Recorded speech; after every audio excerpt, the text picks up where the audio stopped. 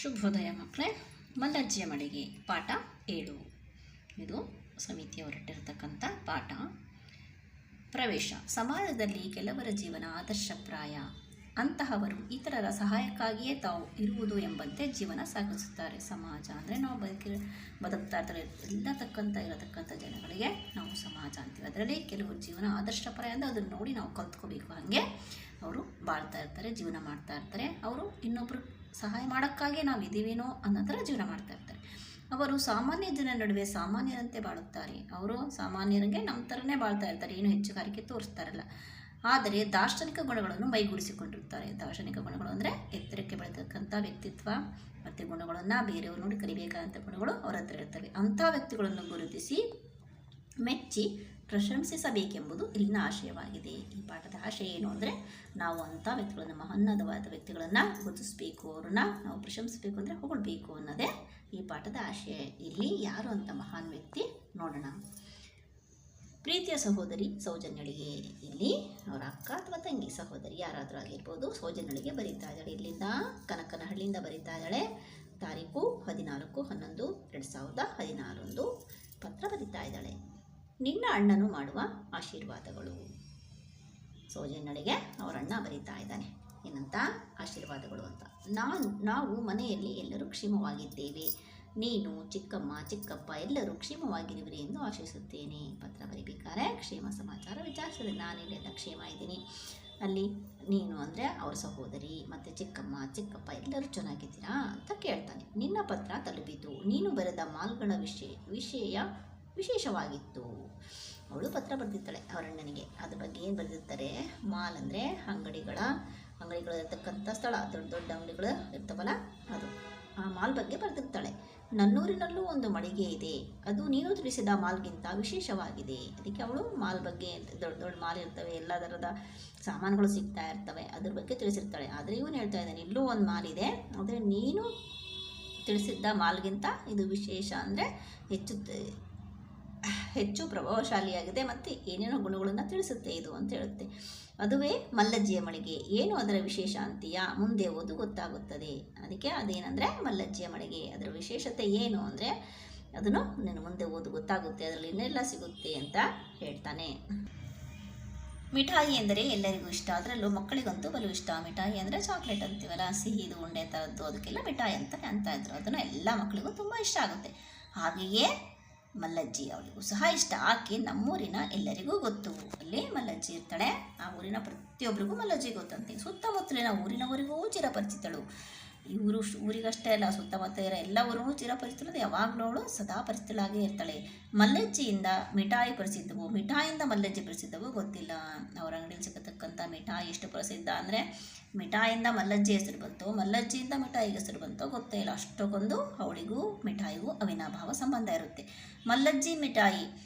ಮಲ್ಲಜ್ಜಿ ಮತ್ತು ಮಿಠಾಯಿ ಎರಡೂ ಇರುವ ಮಳಿಗೆ ಎಲ್ಲರಿಗೂ ಒಂದು ರೀತಿಯ ತಂಗುದಾಣವೇ ಸರಿ. ಮಲ್ಲಜ್ಜಿ ಇರ್ತಾಳೆ, ಅಲ್ಲಿ ಮಿಠಾಯಿ ಇರುತ್ತೆ, ಎಲ್ಲ ಸಾಮಾನು ಸಿಗ್ತಾ ಇರ್ತದೆ. ತಂಗುದಾಣ ಅಂದರೆ ತಾತ್ಕಾಲಿಕವಾಗಿ ಉಳಿದುಕೊಳ್ಳುವಂಥ ಸ್ಥಳ, ಅದು ಎಲ್ಲರಿಗೂ ತಂಗುದಾಣನೇ ಆಗಿಬಿಟ್ಟಿದೆ ಅಂತೆ.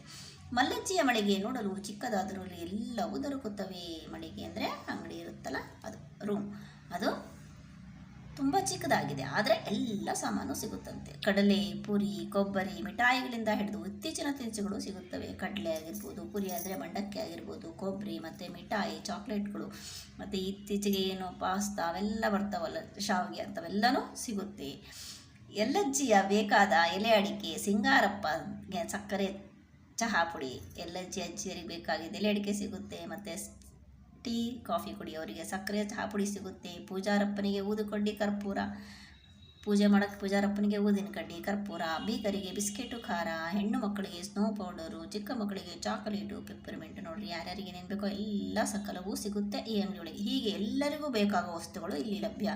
ಪ್ರತಿಯೊಬ್ಬರಿಗೂ, ಮಕ್ಕಳಿಗೆ, ದೊಡ್ಡವರಿಗೆ, ಮಧ್ಯವಯಸ್ಕರಿಗೆ ಎಲ್ಲ ಯಾರ್ಯಾರಿಗೆ ಏನೇನು ಬೇಕೋ ಎಲ್ಲ ಸಾಮಾನು ಈ ಅಂಗಡಿಯಲ್ಲಿ ಸಿಗುತ್ತಂತೆ.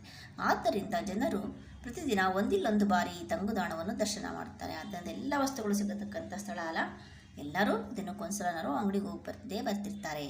ಮಕ್ಕಳಿಗೆ ಕೈಗೆ ದುಡ್ಡು ಸಿಕ್ಕಿದರೆ ಸಾಕು ಮಲ್ಲಜ್ಜಿ ಅಂಗಡಿಗೆ ಓಟ. ಮಕ್ಕಳ ಕೈಗೆ ಯಾರಾದ್ರೂ ದುಡ್ಡು ಕೊಟ್ಟರೆ ಎಲ್ಲಿಗೆ ಹೋಗ್ತಾರೆ, ಹಂಗೆ ಸೀದಾ ಒಳಗೆ ಹೋಗ್ಬಿಡ್ತಾರೆ ಮಲ್ಲಜ್ಜಿ ಅಂಗಡಿಗೆ, ಅಂದರೆ ಮಿಠಾಯಿ ತೊಗೊಳಕ್ಕೆ.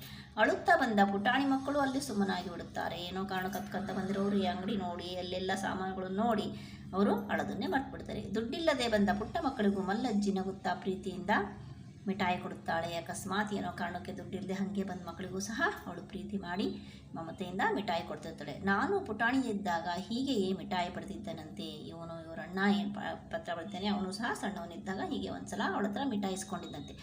ಈಗ ದುಡ್ಡಿಲ್ಲಜ್ಜಿ ಎಂದು ದೊಡ್ಡವರು ವಸ್ತುಗಳನ್ನು ತೆಗೆದುಕೊಂಡು ಹೋಗುತ್ತಾರೆ. ಆವಾಗ ದೊಡ್ಡವರಿಗೂ ಸಹ ಆ ಕ್ಷಣದಲ್ಲಿ ದುಡ್ಡಿಲ್ಲದೆ ಇದ್ದರೆ ಸಾಮಾನು ಕೊಡ್ತಾ ಇರ್ತಾಳೆ, ಆಮೇಲೆ ಅವರು ವಾಪಸ್ ಕೊಡ್ತಾ ಇರ್ತಾರೆ. ಹಣ ಇದ್ದಾಗ ತಪ್ಪದೆ ತಂದು ಕೊಡುತ್ತಾರೆ. ತುರ್ತಾಗಿ ಬೇಕಾದಾಗ ಸಾಲವಾಗಿ ಹಣವನ್ನು ಪಡೆದುಕೊಂಡು ಹೋಗುತ್ತಾರೆ. ತುರ್ತಾಗಿ ಅಂದರೆ ಅರ್ಜೆಂಟಾಗಿ ದುಡ್ಡು ಬೇಕಾದಾಗ ಆ ಅಜ್ಜಿ ಮಲ್ಲಜ್ಜಿ ಹತ್ರನ ಹಣವನ್ನು ಸಹ ಸಾಲ ಪಡ್ಕೊಂಡು ಹೋಗ್ತಿರ್ತಾರೆ. ಹೀಗಾಗಿ ಮಲ್ಲಜ್ಜಿಯ ಮನೆಗೆ ಒಂದು ಪ್ರೀತಿಯ ಸಹಕಾರಿ ಬ್ಯಾಂಕ್ ಇದ್ದಂತೆ. ಬ್ಯಾಂಕ್ ಅಂದರೆ ನಾವು ದುಡ್ಡು ಹಿಡಿದು ತೊಗೊಂಡು ಮಾಡ್ತೀವಲ್ಲ, ಅದೇ ಥರ ಇಲ್ಲಿ ಮಲ್ಲಜ್ಜಿನೂ ಸಹ ಎಲ್ಲರಿಗೂ ದುಡ್ಡು ಕೊಡ್ತಾ ಇರ್ತಾರೆ. ಅವಶ್ಯಕತೆ ಇದ್ದವರಿಗೆ ದುಡ್ಡು ಕೊಡ್ತಾಳೆ ಮತ್ತು ವಾಪಸ್ ಕೊಡ್ತಿರ್ತಾರೆ. ಅದಕ್ಕೆ ಸಹಕಾರಿ ಬ್ಯಾಂಕ್ ಇದ್ದಂಗೆ ಅಂತ ಮಲ್ಲಜ್ಜಿನ ಹೋಲಿಸಿದ್ದಾರೆ ಇಲ್ಲಿ. ನನ್ನೂರಿಗೆ ಯಾರು ಹೊಸಬರು ಬಂದರೂ ಮೊದಲು ಮಾತನಾಡಿಸೋದು ಮಲ್ಲಜ್ಜಿಯನ್ನೇ. ಈ ಊರಿಗೆ ಯಾರಾದರೂ ಹೊಸದಾಗಿ ಬರಲಿ ಅವರು ಪ್ರಥಮವಾಗಿ ಮಲ್ಲಜ್ಜಿನೇ ಮಾತಾಡಿಸ್ತಾರಂತೆ. ಯಾರ ಮನೆ ಬೇಕು ತೋರಿಸುತ್ತಾಳೆ, ಯಾವ ವಿಷಯ ಬೇಕೋ ತಿಳಿಸುತ್ತಾಳೆ. ಯಾರ ಮನೆ ಬೇಕು ಅಂತ ಕೇಳಿದ್ರೆ ಅವಳ ಪಟ್ ಅಂತ ಇಲ್ಲಿದೆ ನೋಡ್ರಿ ಇವ್ರ ಮನೆಯಿಂದ ತೋರಿಸ್ತಾಳೆ. ಮತ್ತು ಯಾವುದೇ ಬೇರೆ ವಿಷಯಗಳು ಬೇಕಾದರೂ ತಿಳಿಸ್ತಾಳೆ. ಇಲ್ಲಿಯ ಎಲ್ಲ ಕುಟುಂಬಗಳು, ಜನರು, ಮಕ್ಕಳು ಮಲ್ಲಜ್ಜಿಗೆ ಗೊತ್ತು. ಆ ಹಳ್ಳಿಯಲ್ಲಿರ್ತಕ್ಕಂಥ ಎಲ್ಲ ಜನರು, ಎಲ್ಲ ಕುಟುಂಬದಲ್ಲಿ ಎಷ್ಟು ಜನ ಇರ್ಬೋದು, ಮಕ್ಕಳು ಇರ್ಬೋದು, ದೊಡ್ಡವರು ಇರ್ಬೋದು, ಎಲ್ಲರೂ ಸಹ ಅವಳಿಗೆ ಗೊತ್ತಂತೆ. ಮದುವೆಯಾಗುವ ಹುಡುಗ ಹುಡುಗಿಯರ ಬಗ್ಗೆ ಕೇಳಿದರೆ ಸಾಕು ಅವರ ಜಾತಕ ಸಮೇತ ವಿವರಿಸಿಕೊಡುತ್ತಾಳೆ. ಯಾರಾದರೂ ಮದುವೆ ಆಗುವ ಹುಡುಗ ಹುಡುಗಿಯರ ಬಗ್ಗೆ ಏನಾದ್ರು ವಿಚಾರಿಸಿದರೆ ಅವರ ಜಾತಕ ಸಮೇತ ಅಂತಂದರೆ ಅವರ ವಿವರಾದ ಮಾಹಿತಿ, ಜನ್ಮ ಕುಂಡಲಿ ಎಲ್ಲನೂ ಹೇಳ್ಬಿಡ್ತಾಳಂತೆ. ಯಾರಿಗಾದರೂ ಯಾವ ವಿಷಯವನ್ನಾದರೂ ತಿಳಿಸಲು ಹೇಳಿದರೆ ಅವರಿಗೆ ಆ ವಿಷಯವನ್ನು ಯಥಾವತ್ತಾಗಿ ತಿಳಿಸಿಬಿಡುತ್ತಾಳೆ ಮಲ್ಲಜ್ಜಿ. ಈಗ ಯಾರಿಗೂ ವಿಷಯ ತಿಳಿಸ್ಬೇಕಾಗಿರುತ್ತೆ, ಆದರೆ ಅವ್ರು ಭೇಟಿ ಆಗಿರಲ್ಲ. ಆವಾಗ ಈ ಮಲ್ಲಜ್ಜಿ ಅಂಗಡಿಗೆ ಬಂದು ಇಂಥವ್ರಿಗೆ ವಿಷಯ ತಿಳಿಸ್ರಿ ಅಂದರೆ ಅವಳು ಏನಿರ್ತಾಳೋ ಯಥಾವತ್ ಅಂದರೆ ಅದೇ ರೀತಿ ಅವ್ರಿಗೆ ಯಾರಿಗೆ ಹೇಳಿರ್ತಾರೋ ಅವರಿಗೆ ವಿಷಯ ತಿಳಿಸ್ತಾ ಇರ್ತಾಳಂತೆ. ಪತ್ರಗಳನ್ನು ಸಂಬಂಧಿಸಿದವರಿಗೆ ತಪ್ಪದೇ ತಲುಪಿಸುತ್ತಾಳೆ. ಯಾವ್ದಾದ್ರು ಪೇಪರ್ಸ್ ಬಂದಿದ್ದರೆ, ಯಾರಿಗಾದ್ರು ಲೆಟರ್ಗಳು, ಪತ್ರಗಳು ಬಂದಿದ್ದರೆ ಅಲ್ಲೇ ಕೊಟ್ಟೋಗಿರ್ತಾರೆ. ಅಂಗಡಿಗೆ ಬಂದಾಗ ಅವಳವರಿಗೆ ತಲುಪಿಸ್ತಾಳೆ. ಯಾರು ಎಲ್ಲಿಗೆ ಏಕೆ ಹೋಗಿದ್ದಾರೆ, ಯಾವಾಗ ಬರುತ್ತಾರೆ ಎಲ್ಲವೂ ತಿಳಿದಿರ್ತದೆ ಮಲ್ಲಜ್ಜಿಗೆ. ಯಾರಾದರೂ ಬಂದರೆ ಅವರು ಯಾಕೆ ಬಂದಿದ್ದಾರೆ, ಎಲ್ಲರೂ ಯಾರಾದರೂ ಹೋಗಿದ್ರೆ ಯಾಕೆ ಹೋಗಿದ್ದಾರೆ ಅಂತ ಪ್ರತಿಯೊಂದು ವಿಷಯನೂ ಅವಳಿಗೆ ಗೊತ್ತಿತ್ತು. ಟೆಂಪೋ, ಜೀಪು, ಬಸ್ಸುಗಳು ಬಂದು ಹೋಗುವ ಸಮಯದ ವಿವರವೂ ಇಲ್ಲಿ ಲಭ್ಯ. ಅಲ್ಲಿ ಬರ್ತಕ್ಕಂಥ ಬಸ್ಸುಗಳಾಗಿರ್ಬೋದು, ಜೀಪ್ ಆಗಿರ್ಬೋದು, ಟೆಂಪೋಗಳಾಗಿರ್ಬೋದು, ಯಾವ ಟೈಮಿಗೆ ಬರ್ತವೆ, ಎಲ್ಲಿಗೆ ಹೋಗ್ತವೆ ಅಂತ ಪ್ರತಿಯೊಂದು ವಿಷಯನೂ ಅವಳಿಗೆಲ್ಲವೂ ಗೊತ್ತಿರುತ್ತೆ. ಹಾಗಾಗಿ ಮಲ್ಲಜ್ಜಿಯ ಮನೆಗೆ ಒಂದು ಉಚಿತ ಸಂಪರ್ಕ ಕೇಂದ್ರ ಇದ್ದಂತೆ.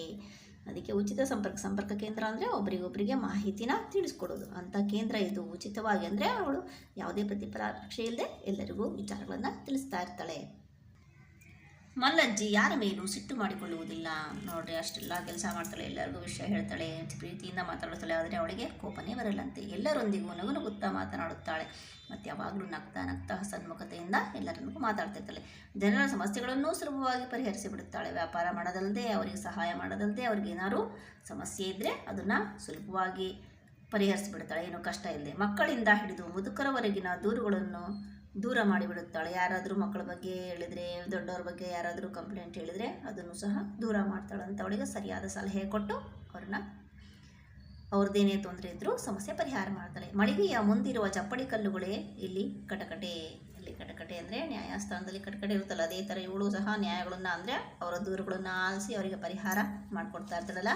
ಇಲ್ಲಿ ಕಟಕಟೆ ಅಂದರೆ ಚಪ್ಪಡಿ ಕಲ್ಲು ಅಂದರೆ ಹಾಸುಗಲ್ಲು ಹಾಕಿರ್ತಾರಲ್ಲ ಅಂಗಡಿ ಮುಂದೆ, ಅವೇ. ಮಲ್ಲಜ್ಜಿಯ ಕೋರ್ಟಿನಲ್ಲಿ ಯಾವ ವಕೀಲರು, ಸಾಕ್ಷಿಗಳು ಬೇಕಿಲ್ಲ. ಅಲ್ಲಿ ಕೋರ್ಟಲ್ಲಾದರೆ ವಕೀಲರು ಬೇಕು, ವಾದ ಮಾಡೋಕ್ಕೆ ಸಾಕ್ಷಿಗಳು ಬೇಕು. ಆದರೆ ಇಲ್ಲಿ ಯಾರೂ ಬೇಕಿಲ್ಲ, ಎಲ್ಲನೂ ಮಲ್ಲಜ್ಜಿನೇ ನೋಡ್ಕೊತಿರ್ತಾಳೆ. ಎಷ್ಟೋ ಬಾರಿ ದೂರು ನ್ಯಾಯಾಲಯದಲ್ಲಿಯೂ ಬಗೆಹರಿಯುವುದಿಲ್ಲ. ಕೋರ್ಟ್ ಶುಲ್ಕ, ವಕೀಲರ ಫೀಸು ಯಾವುದೂ ಇಲ್ಲಿಲ್ಲ. ಒಂದೊಂದು ಸಲ ನ್ಯಾಯಾಲಯದಲ್ಲಿ ಬಗೆಹರಿಸಲಾರದ ಸಮಸ್ಯೆ ಸಹ ಇವಳು ಬಗೆಹರಿಸ್ತಿರ್ತಾಳೆ. ಅಲ್ಲಾದರೆ ಕೋರ್ಟಲ್ಲಿ ಶುಲ್ಕ ಕೊಡಬೇಕು, ವಕೀಲರು ಫೀಸ್ ಕೊಡಬೇಕು. ಇಲ್ಲಿ ಯಾವುದೂ ಇಲ್ಲ. ಮಲ್ಲಜ್ಜಿ ನೀಡುವ ತೀರ್ಪು ಯಾವ ನ್ಯಾಯಾಧೀಶರ ತೀರ್ಪು ಕಡಿಮೆ ಇಲ್ಲ. ಅವರು ಎರಡೂ ಕಡೆ ಚರ್ಚೆ ಮಾಡಿ ತಿಳ್ಕೊಂಡು ಎಷ್ಟೊಂದು ದಿವಸ ಆದಮೇಲೆ ನ್ಯಾಯಾಧೀಶರು ತೀರ್ಪು ಕೊಡ್ತಾರೆ. ಆದರೆ ಮಲ್ಲಜ್ಜಿ ಹಂಗಲ್ಲ, ಅವಳು ತಕ್ಷಣವೇ ಎರಡೂ ಕಡೆದು ಕೇಳಿಕೊಂಡು ತಕ್ಷಣ ಪರಿಹಾರದ ತೀರ್ಪು ಕೊಡ್ತಿರ್ತಾಳೆ. ಯಾವ ನ್ಯಾಯಾಧೀಶರು ಅಷ್ಟು ದಿವಸ ಮಾಡಿ ಏನೋ ತೀರ್ಪು ಕೊಟ್ಟಿರ್ತಾರೋ ಅದಕ್ಕೆ ಸರಿಸಮನಾಗಿ ಇವಳು ಸಹ ಅವಳಿಗೆ ತೀರ್ಪು ಕೊಡ್ತಾ ಇರ್ತಾಳೆ. ಆದ್ದರಿಂದ ಮಲ್ಲಜ್ಜಿಯ ಮನೆಗೆ ಒಂದು ಜನಪ್ರಿಯ ಜನತಾ ನ್ಯಾಯಾಲಯ ಇದ್ದಂತೆ.